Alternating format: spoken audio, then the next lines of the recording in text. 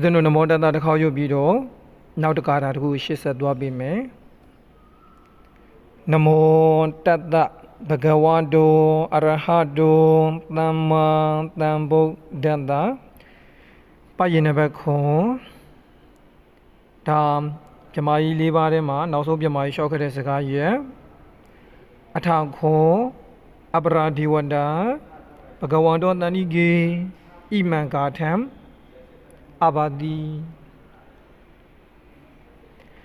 ယေကေစီဗုဒ္ဓံတရဏံကတတိနာတိဂမိတ်တန္တိအဘာယဘူမိန်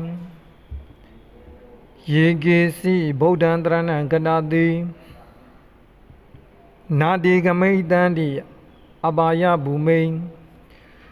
ယေကေစီဗုဒ္ဓံတရဏံကတတိနာတိဂမိတ်တန္တိအဘာယဘူမိန်ပဟာယ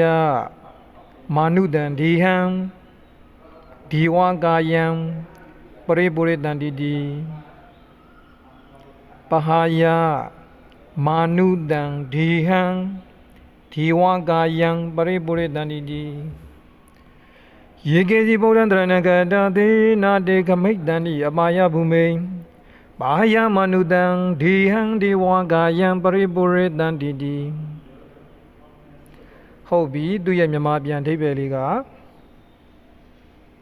အထာခေါ်အဲ့ဒီခါတော့ငါတဲ့အပရာဒီဝတ္တနောက်ထပ်မြန်မာကြီးတယောက်ကဘဂဝါတော်တန်တိကေမြတ်စွာဘုရားရဲ့ထံတော်မှာဣမံဂါထံဤဂါထာကိုတဲ့အဘာတိရွတ်ဆိုပြီးတော့ဘာရွတ်လဲဆိုလို့ရှိရင်အရှင်ဘုရားတဲ့ပါဠိမှာယေတရာပါလို့ရှိရင်တီဆိုတာအမြဲတမ်းပါနော်ယတရာတတရာတော့ပါယေဆိုတဲ့ပုဂ္ဂိုလ်ကမြတ်စွာဘုရားကိုစီကတ်တဲ့ပုဂ္ဂိုလ်တွေကိုဆွဲတယ်ဆိုရင်တီဆိုတဲ့အဓိပ္ပာယ်ကလည်းအဲ့ဒီပုဂ္ဂိုလ်တွေကိုပဲပြန်ပြီးတော့ရည်ရွယ်တယ်နော်ဟုတ်ပြီအရှင်ဘုရားတဲ့ရေကေစီအကျင့်ခတ်သိမ်းသောသူတွေကဗုဒ္ဓမြတ်စွာဘုရားကိုတရဏံကိုးကွယ်ရာဆိုပြီးတော့ကနာတိဉာဏ်ဖြင့်သိမှစီကတ်တယ်တဲ့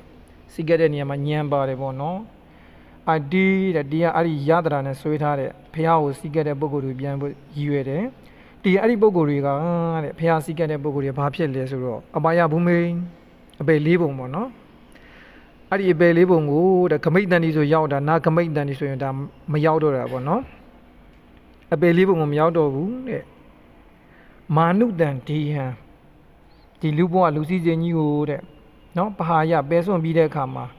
တနည်းအားဖြင့်မာနုတန်ဒီဟံဆိုတော့ဒီလူဘဝကနေပြီးတော့ကွယ်လွန်သွားတဲ့အခါမှာဒီဝကာယံဒီဝဆိုတာနတ်မြမာရဲ့ကာယအပေါင်းဖော်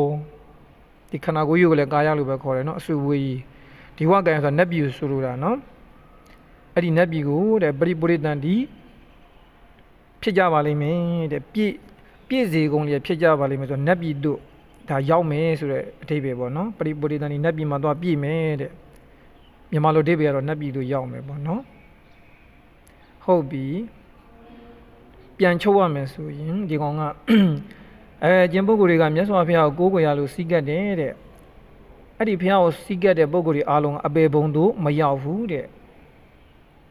နော်အဲ့ဒီလူဘဝလူစည်းစိမ်ကြီးကိုပယ်စွန့်ပြီးတော့လူဘဝကနေပြီးတော့ကွယ်လွန်သွားပြီဆိုရင်တဲ့ဒီဝကာယကိုသူရောက်မယ်တဲ့ဒီဝကာယဆိုတာနတ်ပြည်ဟုတ်ပြီနော်လူခန္ဓာကိုပယ်စွန့်ပြီးတော့နတ်ပြည်သူဖြစ်ကြပါလိမ့်မယ်လို့ဒါစရုထမြောက်ပြမာပေါ့နော်စရုထမြောက်ပြမာကြီးရဲ့ရှောက်စကားရဲ့တော့ဘုရားကိုကိုးကွယ်ခြင်းရဲ့အကျိုးလို့ပြောရမယ်နော်ဘုရားကိုးကွယ်ခြင်းရဲ့အကျိုးလျှောက်တယ်အပေါ်ကတတိယပြမာကြတော့တန်ဃာတော်တွေရဲ့စိတ်ချနေတွေဖြူစင်မှုတွေကိုသူကလျှောက်တယ်ပေါ့နော်ဟိုဒုတိယပြမာရောပထမပြမာတော့တန်ဃာတော်တွေရဲ့ဂုဏ်တွေကိုပဲလျှောက်တယ်ဒီစရောပြမာကတော့ဒါဘုရားဂုဏ်ကိုချီးမွမ်းနဲ့လျှောက်တယ်ဟုတ်ပြီနားမလဲနေရရှိရင်ပြန်မေးပေါ့နော်စင်ပြေပါစေဘေးကင်းပါစေအောင်မြင်ပါစေ